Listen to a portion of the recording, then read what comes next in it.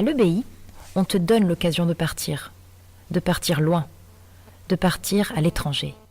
Après avoir assisté à la conférence de Graham sur les départs Erasmus, où je n'ai absolument rien compris des destinations possibles, des conditions d'admission et d'autres subtilités qui m'échappent encore, je me suis dit que déjà, il fallait que je valide tous mes cours. Ensuite, j'ai décidé d'aller chercher les différents formulaires pour constituer mon dossier.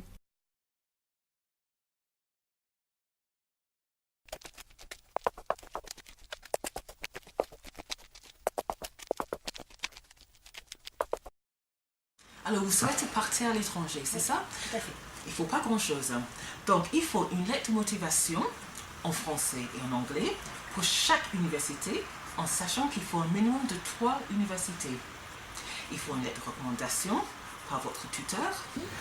Après, il faut un tableau de correspondance de cours pour chaque université. Je n'ai pas fini. Après, il faut un CV, je vous ai dit, en français et en anglais. Un visa, il faut préparer le visa si jamais vous partez dans un pays qui demande le visa. Il faut trouver votre logement, bien sûr, sur place. Il faut vos bulletins scolaires de l'UBI, de la première année jusqu'à la 3e voire 4e année. Il faut des vaccins, allez-y, on note. Une carte de mutuelle étudiant, un engagement de départ à l'étranger.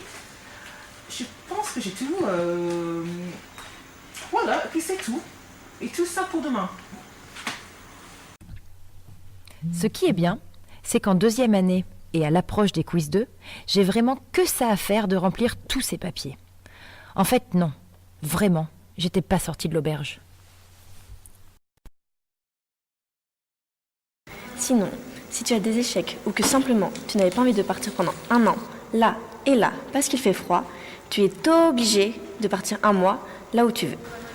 Tu vas pouvoir visiter, rencontrer des gens, faire la fête et plein d'autres choses. Et donc finalement, qu'est-ce que c'est?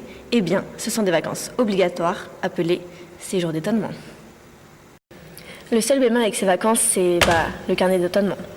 Tu racontes toutes sortes de conneries, vraiment, quand tu te rends compte que tu n'as fait que prendre l'apéro, fais la fête. Des journées off. Des journées où tu es simplement étonné au bord d'une piscine en plein cagnard. Et ce carnet qui te pompe l'air, il faut que tu écrives tout. Sinon, tu te rends compte que tes journées sont si courtes que tu peux les expliquer en seulement 2 lignes. Tu dois absolument prouver tout ce que tu as visité et fait. Et finalement, tu finis sur Google Images à prendre des fausses photos pour combler les vides. Finalement, quand la date du rendu approche, tu te rends compte que des gens dans ta promo se sont beaucoup trop donnés. Et toi, comme tu es feignant, tu t'es mis la veille pour le lendemain. Et le rendu est moche, vraiment très moche. Et ça ne donne pas du tout envie d'être lu. Et tu te demandes aussi pourquoi Dufour te demande de remplir un putain de tableau des différences hyper précises alors que tu es allé dans un pays aussi civilisé, voire plus que la France.